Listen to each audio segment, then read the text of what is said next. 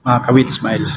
Andito tayo ngayon sa basement dito sa Shangri-La sa Makati. Pero nagustuhan ko itong parking dito kasi ang nakapagtataka lang dito, basement na tayo pero malamig pa rin siya dito. Hindi ko alam kung saan ang gagaling yung lamig. Tahimik siya, maganda pa yung parking. Kalipat na tayo dito ng parking.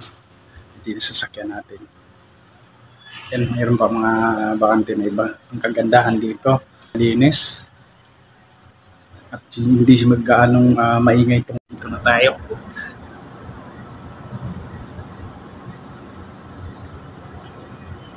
Ganda dito. Dito na lang ako maghintay kay Sir. Labas na tayo.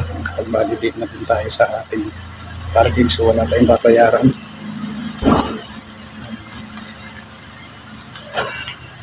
Ang parking pala dito is 1 to 2 hours is 100 pesos. Di ko lang alam kung magkano exceeding. Ito yung parking na to, hindi pala gaano kataas. Ang clearance dito is, vertical clearance is 1.8 meters lang siya. So ayan, magsunod na tayo kay ma'am. Bye bye!